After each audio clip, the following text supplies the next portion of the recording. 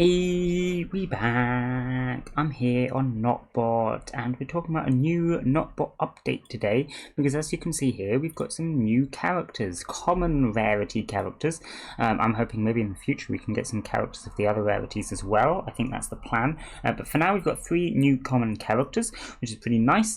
And we also have a new legendary pet that's come out for an event to celebrate 1,500 bot players, and with that we get some XP boost. So yeah, all cool stuff. We'll go over the simple things first. We've got the XP boost, which is going to last, I believe, about 1 week as of a few days ago. So if you do want to still be using that, you need to get on with it. I believe it's 50% extra XP, which is pretty nice. And then we have the legendary pet, which is available for, I believe, 2 weeks, again starting a few days ago, so that's pretty nice. I've got one so far, so I can show you what the new pet is doing. It is, you know, a legendary pet. It's giving armor, but what's interesting about this one is that there is no mythic armor pet that gives like double the armor, right?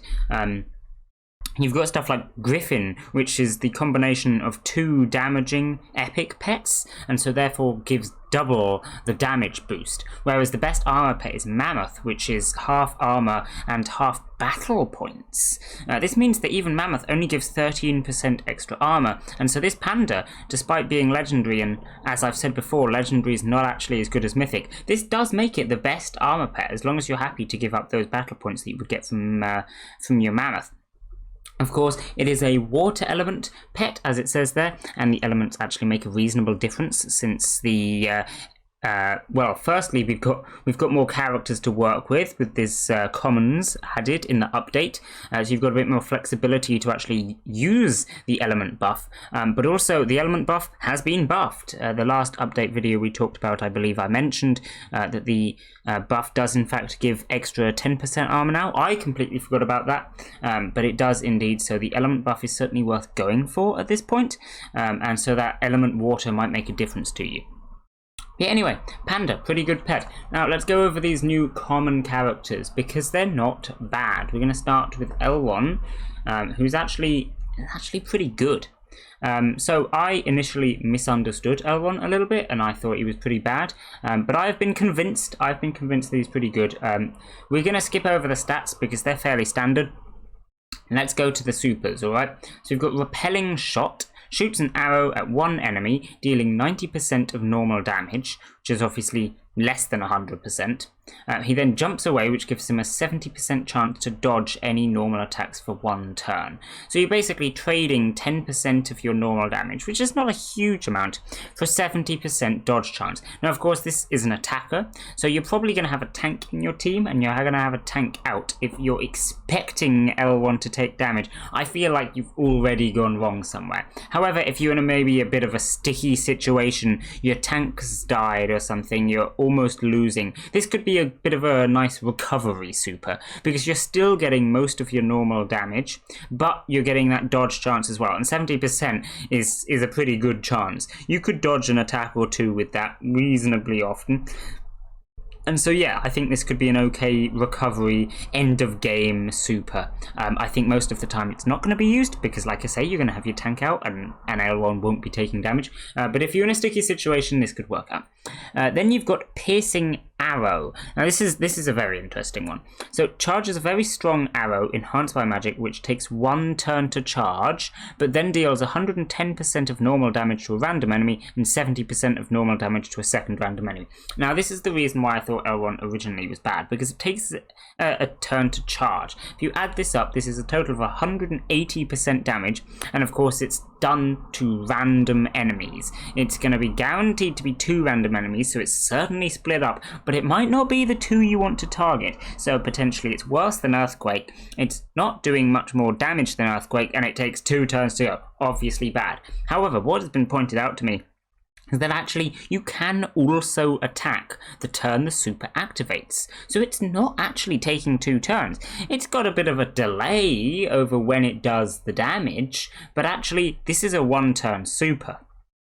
That means it's just a free 80% extra damage. And while I'm not convinced that it is going to avoid defense and stuff like that, because it says normal damage, I have it on the word of Pizu saying that it does avoid defense because it's a super. We will wait to see if that's true or not. I'm not 100% sure yet, but if it does, this makes this a particularly good super, actually, because it is, in fact, comparable to Earthquake.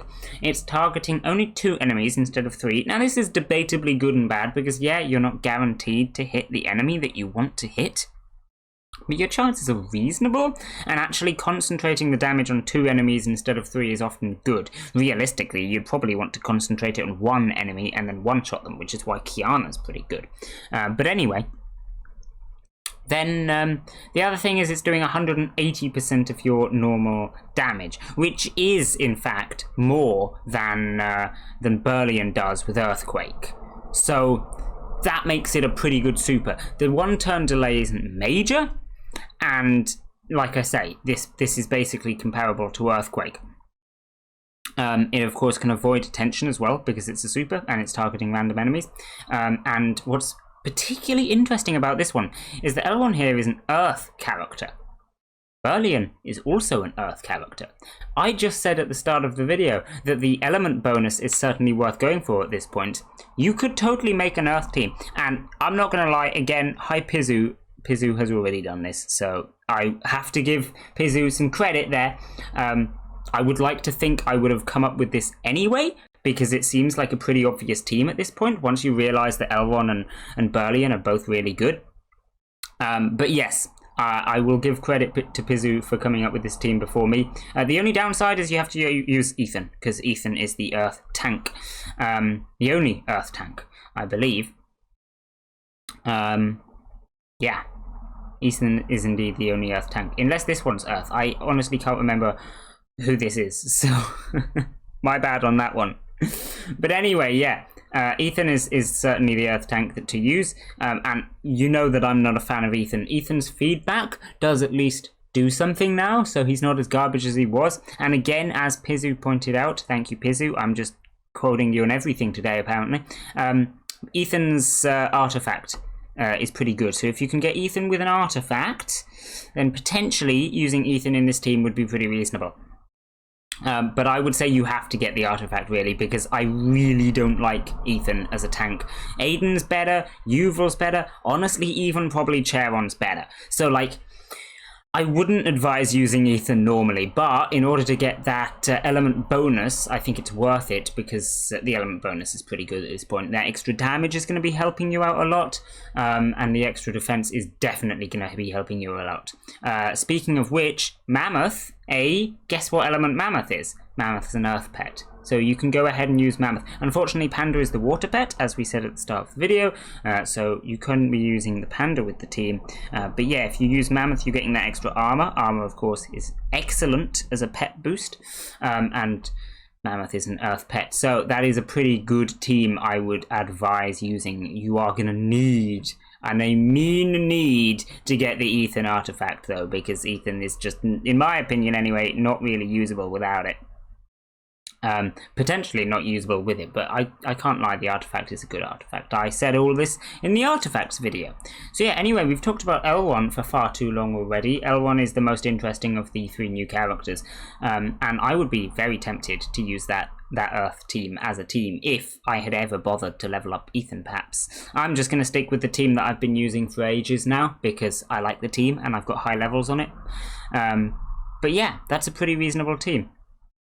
L1 is an excellent character, and L1 plus Ethan together is going to be absolute madness. It's worth mentioning as well that while battle points in general don't make too much difference, if you're planning on using Piercing Arrow and Earthquake every 2 turns, you are going to be running out of battle points. And guess what?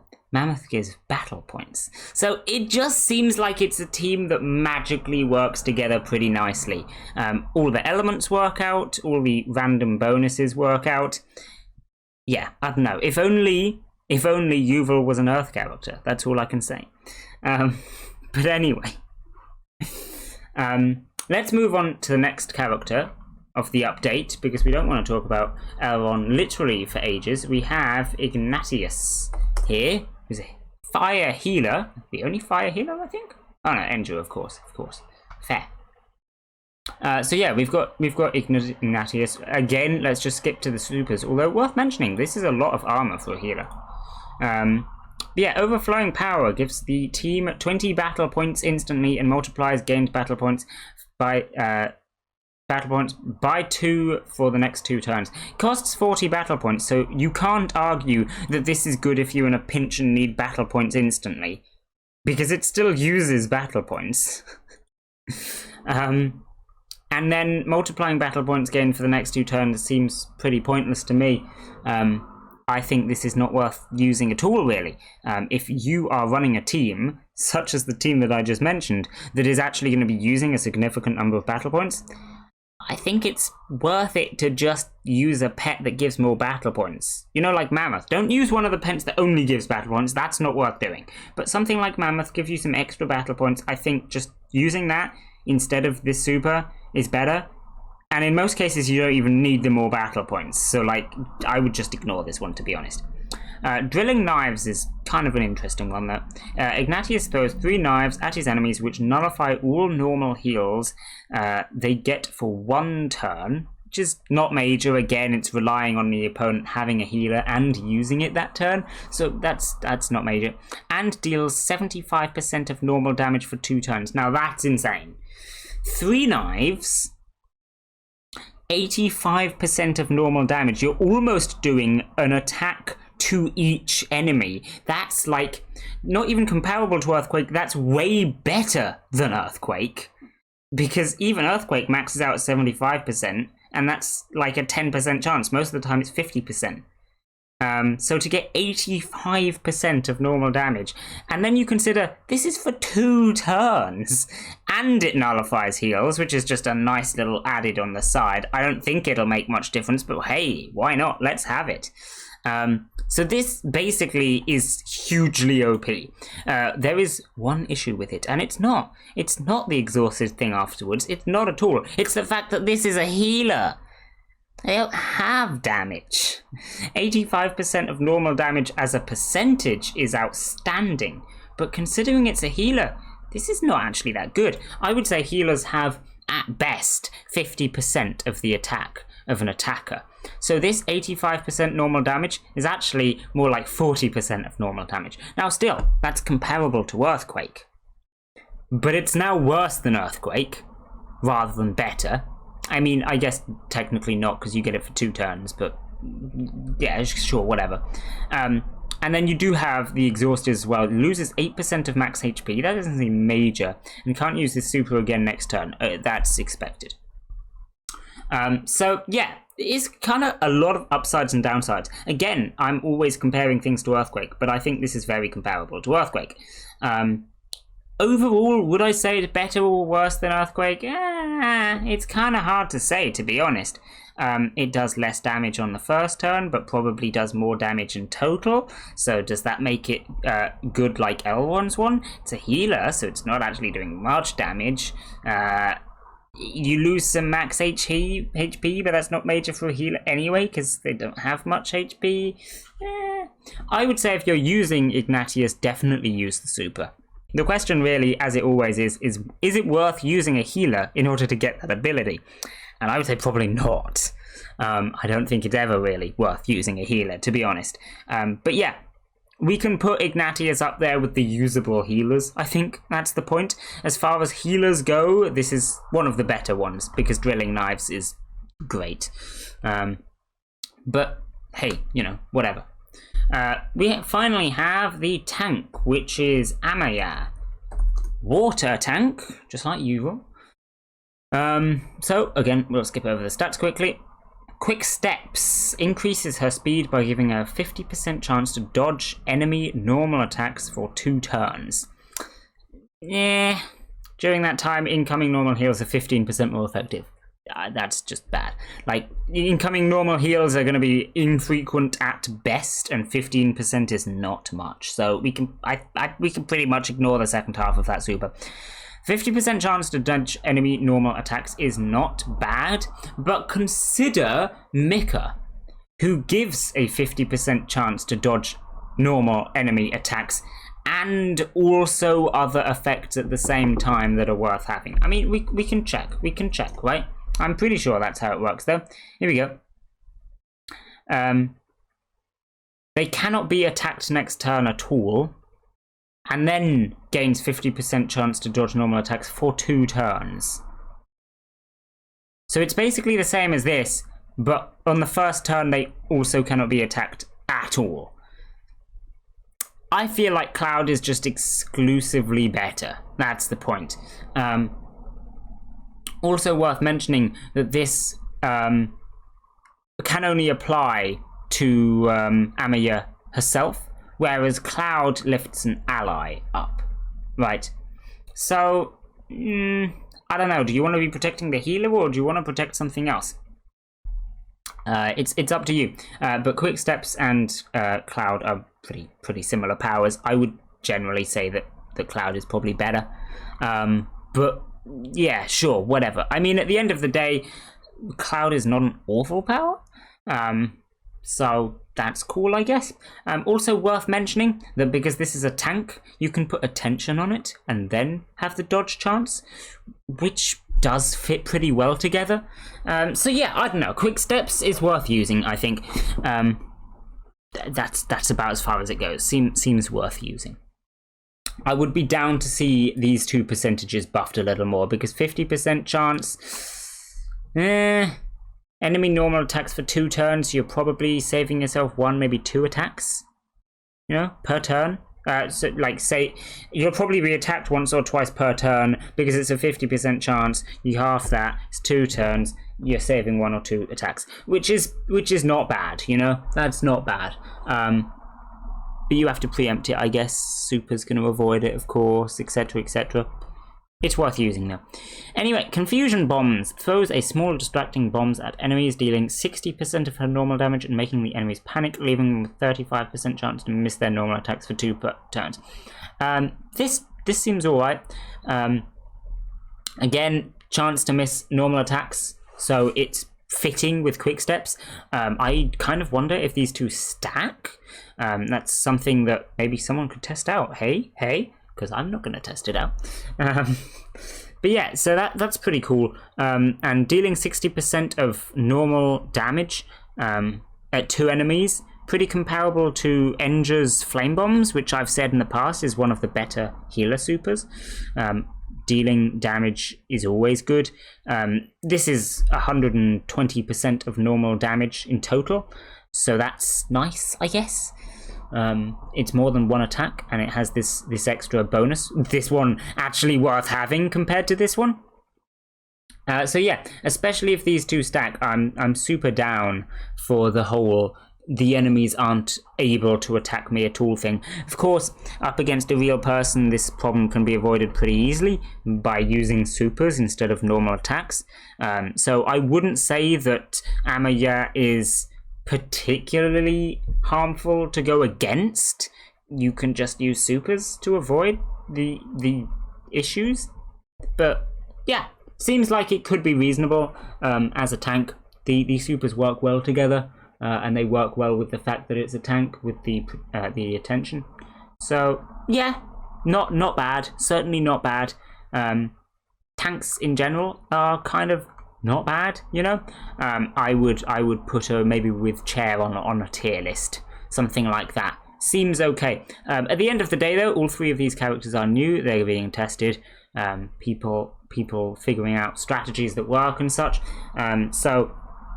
We'll see what happens, I guess. Maybe someone will figure out something epic and cool that I have not figured out. But that is my initial opinions on them. I would in general say L1 is really good.